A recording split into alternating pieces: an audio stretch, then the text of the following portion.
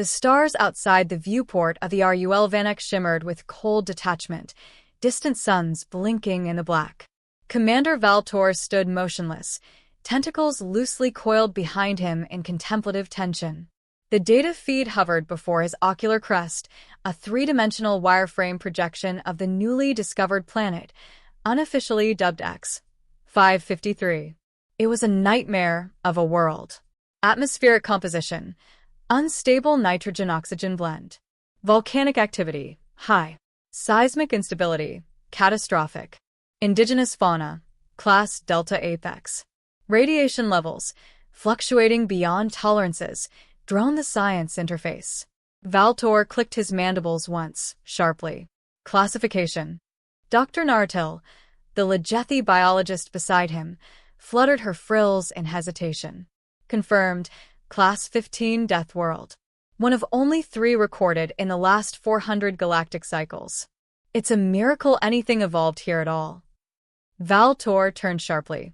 Miracle or madness, we proceed with caution. Then the anomaly pinged. Foreign EM signatures. Chirp the NAVI. Origin: surface installations. Geometrically regular. Artificial. Valtor's secondary heart skipped. Dr. Naratil adjusted her visual sensors. No, it can't be. These are buildings. There's a power grid. Heat sources consistent with combustion-based infrastructure. She expanded the hologram. There's even a landing pad? Valtor's voice lowered. What species would build on a Class 15? Moments later, the confirmation hit the command deck like a solar flare. Species identification: human. Terran origin: Homo sapiens sapiens. A stunned silence fell over the bridge.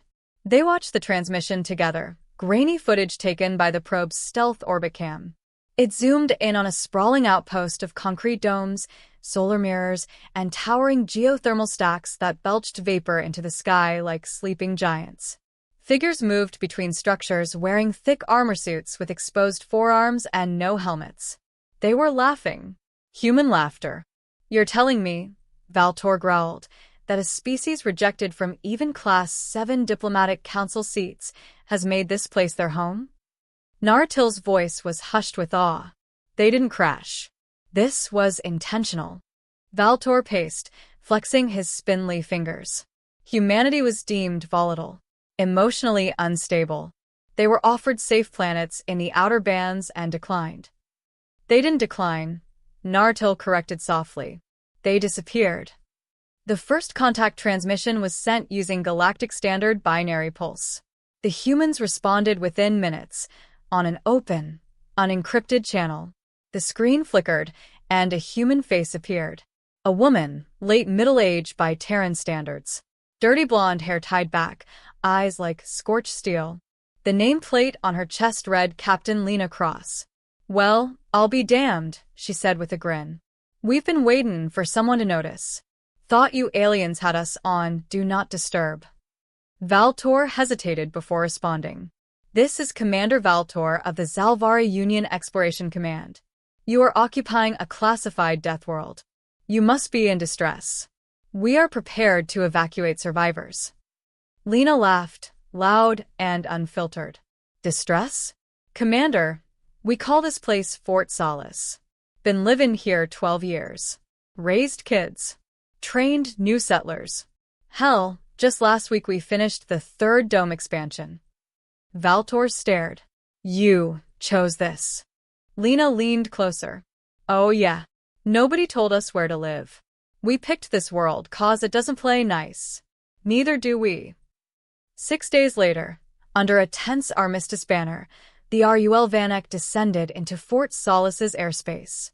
Valtor, Naratil, and 2 honor guards disembarked in sealed hazard armor. The moment they stepped out, the wind hit like a plasma pulse, hot, dry, and laced with electrostatic grit. And the humans? Bareheaded, laughing. One of them was barbecuing. Don't worry, Lena said as she shook Valtor's claw. The storms don't roll in until dusk. And if they do, we got plenty of shelters. You hungry? Your survival rate is anomalous, Naratil said, scanning the group with her handheld. No fatalities in 3 lunar cycles? Lena grinned. Oh, we've had deaths. This isn't a spa, but we learn fast. We prep harder. She gestured to a nearby tower. We've got wind kinetics in the stratosphere, deep core drills for water and heat. AI net we call Janus runs real-time environmental predictions. And this, she knocked on her chest plate, is Kevlar synth, good up to acid hail and mid-sized ripper bats. Valtor recoiled slightly. You name your technology? Sure. Makes it friendlier. Besides, if it saves your ass more than twice, it earns a name. The aliens were led through the outpost. Children played under the shadow of steel structures, leaping over heated cracks in the ground. Engineers repaired a solar array damaged by a spore storm. Farmers in armored suits tended to fungi crops glowing blue beneath ultraviolet domes. We don't conquer the world, Lena explained. We make deals with it. Figure out what it wants, then cut a bargain. And if it doesn't keep the bargain? Valtor asked. We adapt. That night, a tremor hit. It began with a low rumble beneath their feet. Then a loud crack. Warning sirens screamed. Lava quake, Lena shouted. Everyone underground now. Valtor's guards panicked, scrambling toward the shuttle. Nartel stumbled until Miguel, a human engineer, caught her arm. This way. Shelter 3. She followed him, heart pounding, down a sloped tunnel that pulsed with emergency lights. The humans moved fast but methodically. No screaming. No chaos. Just grim coordination. Lena passed them carrying a child in one arm and a toolkit in the other. Valve lines close to rupture, she barked. Miguel, with me. Valtor arrived in the shelter moments later, dazed and shaken. His optics displayed a seismic graph peeking off the chart. Within half an hour, it was over. Damage minimal. No casualties. Just another Tuesday. Afterward, the alien sat in the command dome, shaken. Valtor finally spoke. You live with constant death, and you do not retreat? Lena poured him a cup of steaming black liquid. That's coffee. Drink slow. Burns like hell. He sniffed it cautiously. We're not suicidal, Lena said, sitting across from him. We're deliberate. We came here knowing what it meant. Pain tempers. Struggle shapes. Naratil leaned forward. But why? You had other options. Lena glanced out at the flickering skyline, where auroras danced through radioactive clouds.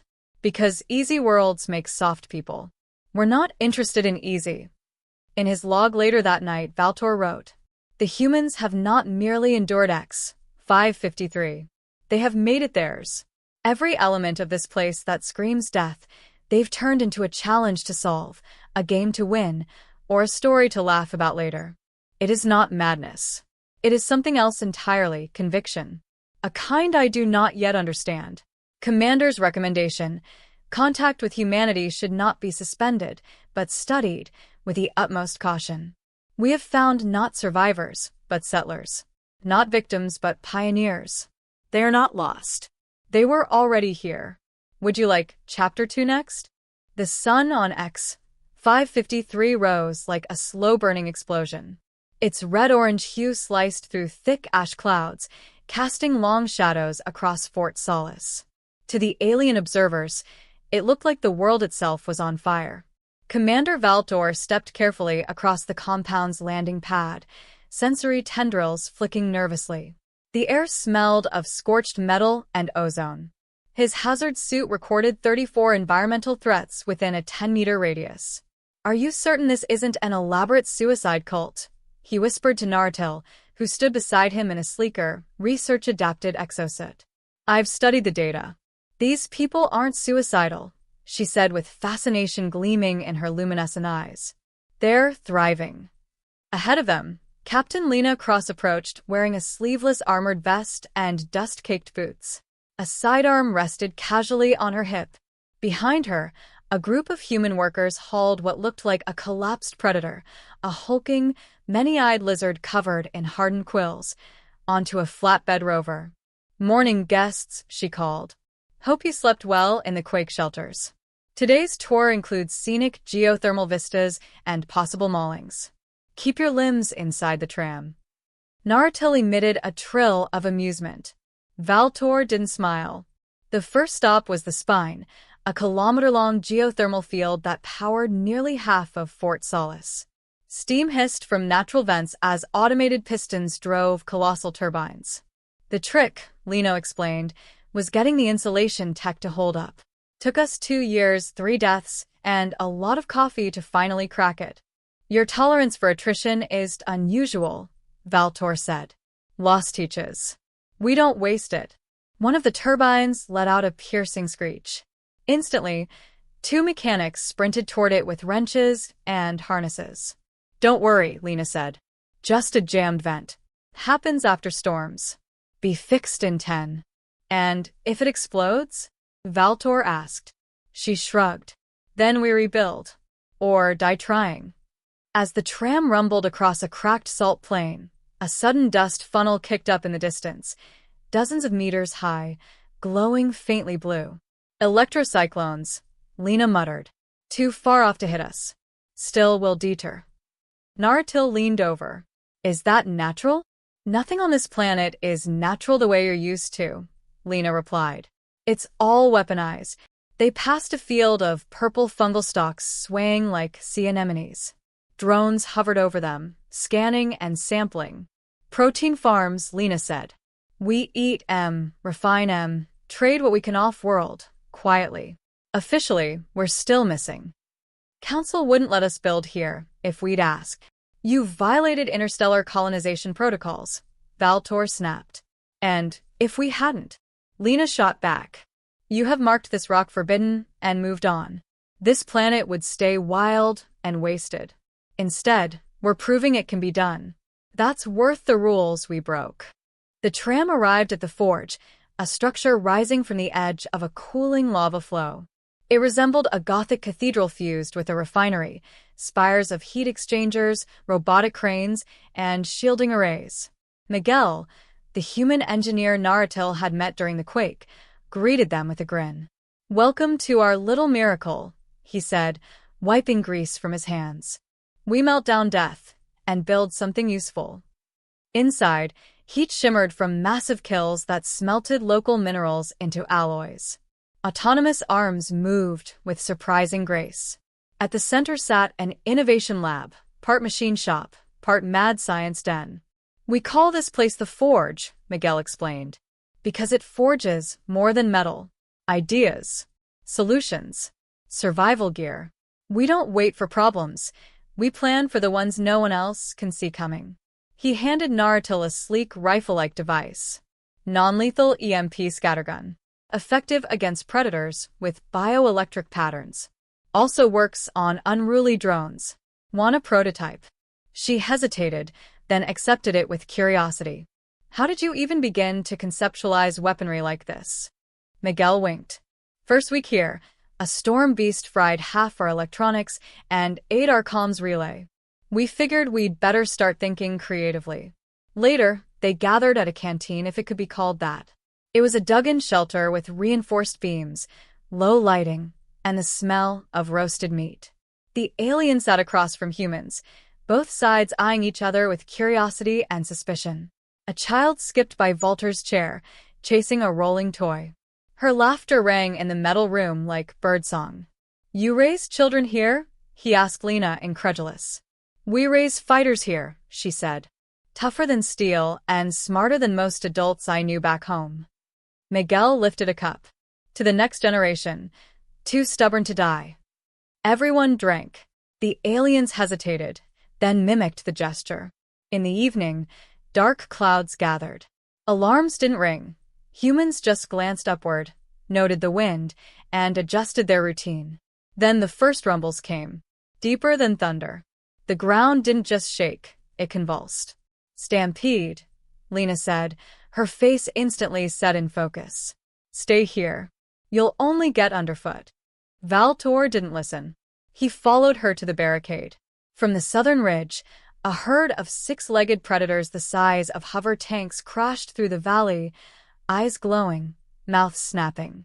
They migrate through here every few months, Lena said, slipping on a reinforced visor.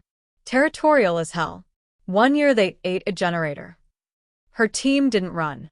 Instead, they deployed acoustic bait towers, modulated frequencies designed to draw the beasts away. Backup drones circled from above, flashing strobe lights to confuse their photoreceptors. Then, the coup de grace. We rerouted their stampede vector, Miguel shouted over comms. Lured them toward the geothermal chasm. Moments later, a quaking roar and a sudden drop silenced half the herd. The rest scattered. Valtor turned to Lena, stunned. You orchestrated a battlefield maneuver against wildlife. She looked back with a half-smile. Apex or not, everything bleeds. Just takes the right angle. When the dust cleared, the aliens regrouped with the humans in the control dome. Valtor sat silently processing. These tactics, he said finally, they're military grade. Lena nodded. I was a logistics officer in the outer conflicts. Most of us here? Veterans. Scientists. Builders. Dreamers with scars. You chose exile, he said. Voluntarily. She leaned on the console. We chose purpose. There's something about staring death in the eye every day that makes life feel earned. That's not exile. That's freedom. Later, as the aliens prepared to return to their shuttle, Naratil paused beside Miguel. I don't understand how you cope, she said softly. Your humor. Your ease in chaos. Don't you ever break? Miguel considered her, then said, We do. But we build each other back up. That's the trick. You don't have to be unbreakable, just together. She stared at him, a strange emotion flickering in her gaze. You're not what I expected. He grinned. Yeah, we tend to do that. That night, Naratil added a personal log entry. The humans are not just surviving, they are reimagining survival. They learn, adapt, joke, fight, cry. Their world is harsh, but so is their will. I am beginning to believe that perhaps it is not the world that makes a species great, but how they choose to stand within it. There is a saying among the Legethi. Only the river shapes the stone. But the humans? They shape the river. Would you like to continue with Chapter 3? The Ultimatum? The following day began in silence. Commander Valtor stood alone atop a defensive lookout platform, watching as twin suns crept above X-553's jagged horizon. Fort Solace stirred below, lights flickering on, exhaust plumes curling from exhaust stacks, figures in bulky suits marching between outbuildings with industrial purpose.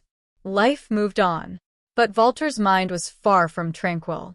He had received a secure transmission just before dawn, a priority directive from the Zalvari Union Council. They had reviewed his preliminary findings on humanity's illegal presence. Their reply was short, clinical, and absolute. Immediate relocation of the human colonists is mandatory. Use diplomacy first. Force if necessary. This world is to be quarantined. Valtor reread it twice, mandibles tightening. He descended the watchtower step slowly, each one heavier than the last. Inside Fort Solace's central dome, Captain Lena Cross was reading over hydropressure reports when Valtor entered. Her eyes met his instantly. She sensed the tension like ozone before a storm. You look like someone told you your planet exploded, she said, only half joking. I've received orders, he said without preamble. You and your people are to evacuate immediately. The Council has voted unanimously to classify this world under galactic quarantine. The room fell quiet. Miguel, working at a side console, froze. Naratil looked up from a specimen tray. Lena didn't blink. You want to evict us? Not I. The Union. This is not a sanctioned colony. It is a violation of interstellar law and safety regulations.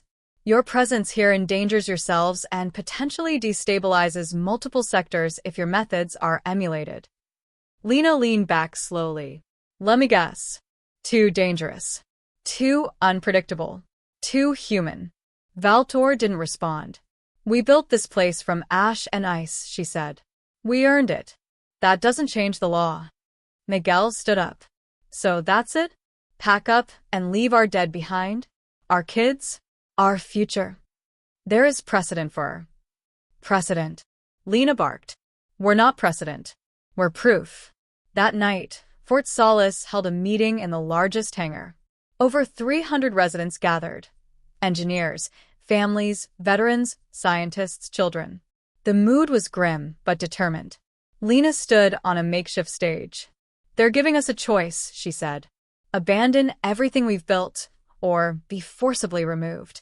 Boos and angry shouts rippled through the crowd. We came here because no one else would. We stayed because this world demanded something greater from us, and we gave it. We didn't just survive. We thrived. She paused. But if we leave now, we tell every species out there that humans can't do what we've done. That we're reckless children who need saving. She raised her voice. Is that who we are? A roar of no shook the hangar walls. Then Lena turned to Valtor, who stood off to the side. You said the council fears what might happen if others followed our lead. So let me ask you, what if they should? Later, Valtor sat with Naratil in his shuttle quarters, brooding. They defy the Union, the Council, even the natural order of this world, he said, voice low. And yet they prosper, Naratil said. Do you not feel it? What I feel is an impending incident. We must either force their hand or return in shame. She turned to face him. What if the shame is not ours? Valtor's gaze narrowed. You sympathize with them. I admire them, she replied. Don't you? His silence was telling. 2 days passed. The council's deadline loomed. A small fleet of drones from the RUL Vanek had already begun scanning evacuation paths. Tensions at Fort Solace simmered. Humans stopped joking. Everyone began prepping for something, just not leaving. Then came the confrontation. Valtor returned to the command dome to find Lena waiting, flanked by several armed guards. I'm invoking autonomous settlement rights under the doctrine of reclamation, she said. Valtor froze. That doctrine applies only to pre-collapse ruins. We found remnants, she replied, pulling up scans. Beneath geothermal strata, a pre-sentient structure. Possibly native. That makes this a contested archaeological zone, not just a survivalist colony. You're bluffing. Lena smiled coldly. Call it whatever you want. But if you fire on us, you'll be destroying a potential pre-contact site. The Union hates that. Valtor stared at the scans. He couldn't deny it. The subterranean structure, whatever it was, looked legitimate. The data was sound. And worse, if the council investigated and found it real, they'd have to reclassify the colony. You are gambling with everything. She crossed her arms. That's the thing about humans, Valtor. We play to win. Valtor retreated to the shuttle, livid and conflicted. When he arrived, Naratil was waiting, holding the scattergun prototype Miguel had gifted her. You believe her bluff? She asked. I don't know. Then ask yourself this. Which would you rather report? That you gave an extraordinary species a chance, or that you extinguished their last stand? Valtor exhaled, long and slow. I came to this planet expecting to find corpses. Instead, I found culture, passion, adaptation, and now, insubordination. He looked out the viewport. But damn it, Nardal, I respect them. The Council's final ultimatum was delivered. You have 24 hours to begin evacuation, or the enforcement fleet will enter orbit and remove the humans by force.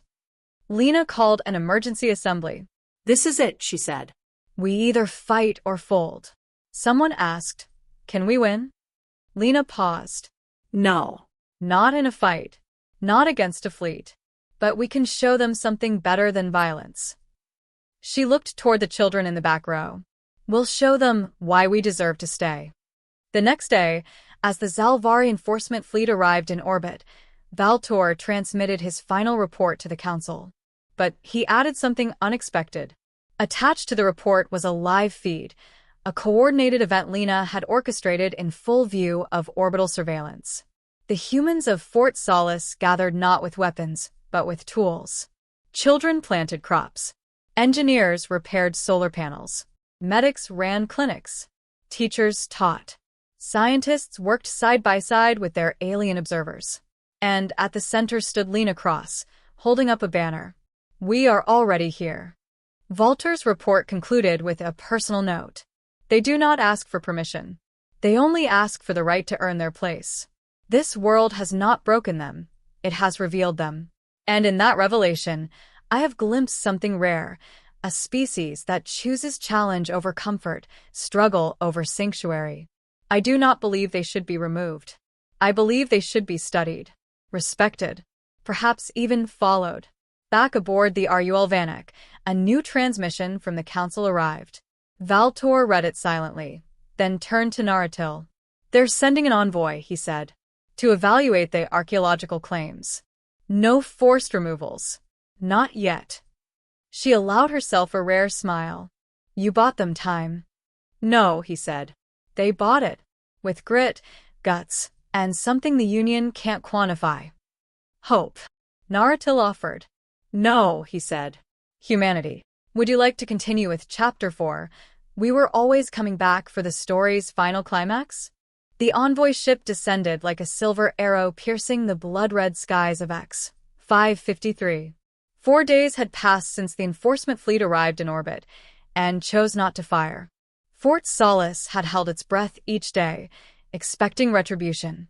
Instead, the alien fleet had remained still, watching, waiting. Then, the diplomatic envoy came down. Captain Lena Cross stood at the edge of the landing pad, Miguel beside her, arms crossed. Valtor and Naratil waited with them. None spoke as the ramp hissed open and a tall serpentine being slithered forward on gleaming metal coils. Envoykin Dreshkaler was unlike the other council delegates.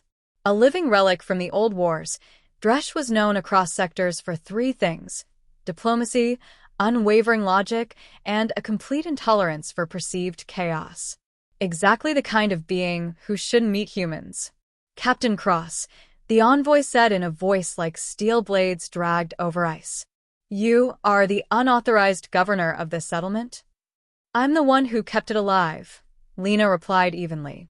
The envoy turned to Valtor. "Your report deviated from protocol." Valtor nodded. "Because the situation deviated from expectation." "Then we shall see if this deviation has merit," Dresh said. Over the next 2 days, the envoy toured Fort Solace. Dresh saw everything: the geothermal cores, the fungal protein farms, the forge, and even the ruins Lena had used to stall the evacuation order. They weren't faked, but their significance remained inconclusive. Still, it wasn't the ruins that caught the envoy's attention. It was the people. Dresh watched a young girl help her mother reinforce a biodome wall during a sudden acidic downpour. Observed a triple amputee veteran crafting tools with a foot-operated lathe. Witnessed an argument between 2 engineers about the ethics of reverse engineering alien tech because it might be disrespectful. "This colony violates dozens of protocols," Dresh said one evening in private to Valtor. "Yes," he agreed. "And yet I find it instructive." Valtor didn't smile, but he felt the first spark of hope in days. Later that night, Miguel sat outside the canteen, sipping something steaming and unnaturally blue. Naratil joined him. "You aliens always show up just when things get spicy," Miguel said. Naratil chuckled. "We tend to notice explosions." He looked at her. "You think your envoy's gonna let us stay?" "I think your people have shown more than defiance. You've shown culture. Purpose. A vision. The council doesn't know what to make of that. Then maybe they need to come down here and get dirty, like the rest of us." She glanced at his dust-covered boots and oil-stained gloves. "Maybe they will." In the final hours before the envoy's judgment, a massive storm front appeared on long-range scans. Not just any storm, a triple convergence. 3 atmospheric systems colliding at once, forming a superstorm unlike anything recorded on X. 553 since Fort Solace's founding. It was coming fast. Lena looked at the storm's trajectory and cursed. It would hit the geothermal array head-on. If it broke containment, the facility would detonate like a buried volcano, and with it, Fort Solace. Everyone scrambled. Valtor ran calculations in the control tower. Naratil coordinated defensive placements and structural fortifications.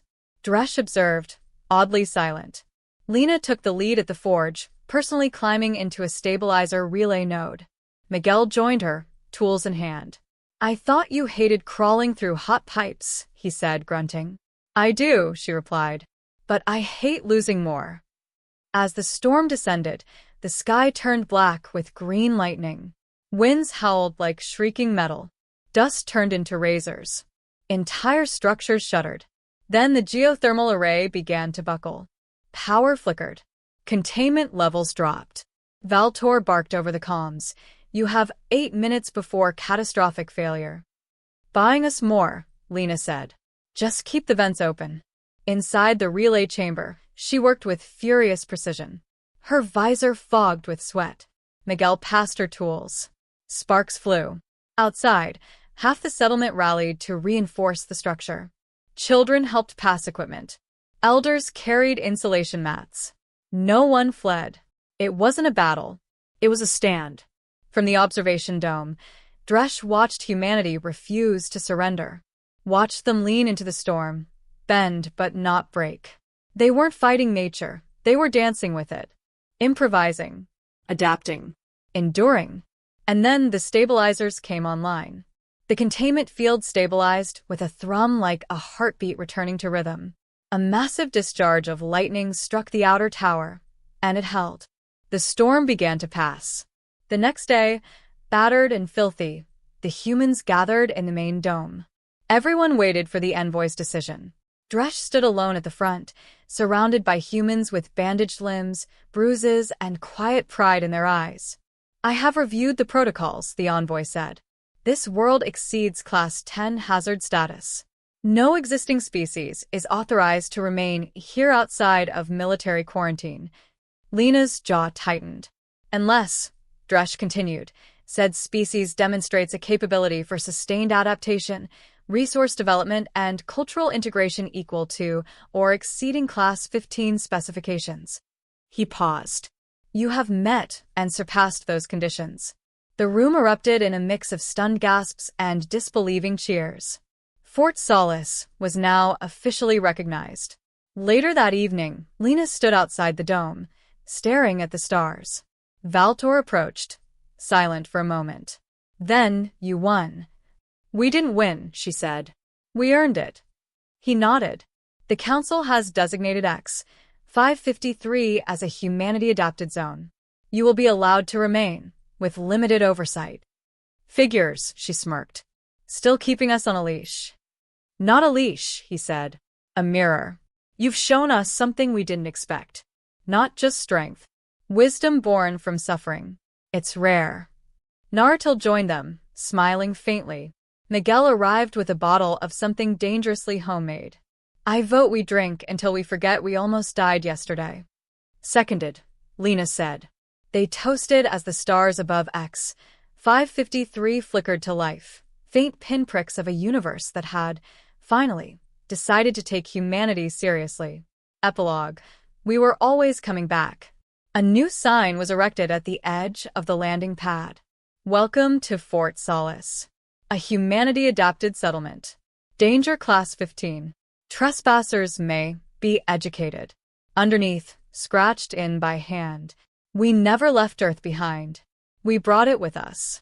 And inside the forge, new blueprints were already being drawn, not just for surviving on X-553, but for terraforming it. Not just holding ground, but expanding it. Because humanity didn't conquer death worlds. They made them home. Would you like a compiled version of the entire story in one document or formatted for a specific use, e.g., PDF, ebook, screenplay?